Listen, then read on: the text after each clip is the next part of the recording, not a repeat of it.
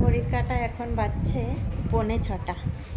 আর এখন একটু বাইরে এলাম, বাইরে এসে এই একটু দাঁড়ালাম ব্যালকনিতে।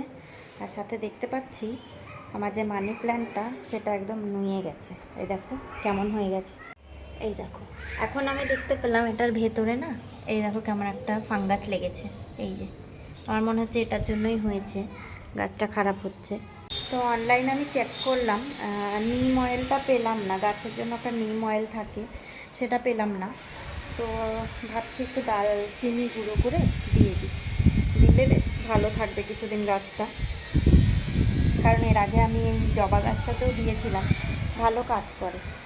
একটু দারচিনি গুঁড়ো করব, করে ওতে দিয়ে দেবো। আর কালকে নিম পাতা এনে জল ফুটিয়ে স্প্রে করে দেবো, দেখি যদি বাঁচাতে পারে। আর তো এখন যাবো একটু ছাদে হাঁটি। বিশাল উঠে গেছে, বিশাল বাথরুমে স্নান করতে গেছে।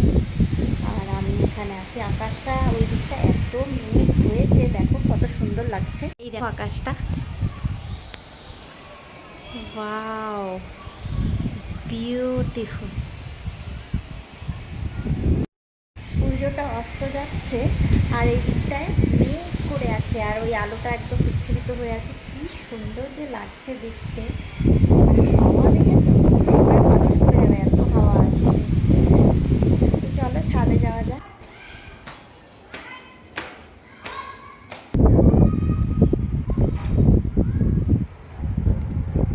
এখন হাঁটবো অ্যাজ ইউজুয়াল, কিন্তু এত হাওয়া আসছে, হাওয়াটা অতিরিক্ত। চুল টুল সব একদম ইয়ে হয়ে যাচ্ছে, এদিক ওদিক হয়ে যাচ্ছে চুল। এমন আকাশটা দেখে মনে হচ্ছে এত বৃষ্টি হবে, মানে ওই দিকটা পুরো পশ্চিম দিকটা কালো হয়ে গেছে।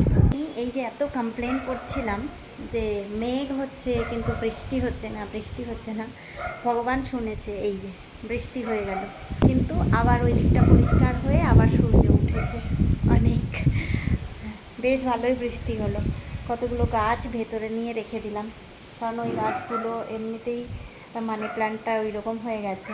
তো বেশি বৃষ্টিতে ভিজলে আরও খারাপ হয়ে যাবে, কালকে ওটা ট্রিটমেন্ট করতে হবে।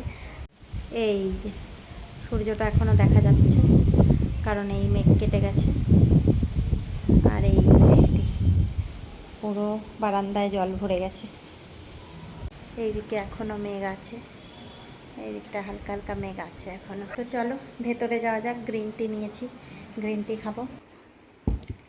এখানে আমি নিয়েছি খিচুড়ি আর এই হচ্ছে অমলেট, এটা আমার ডিনার।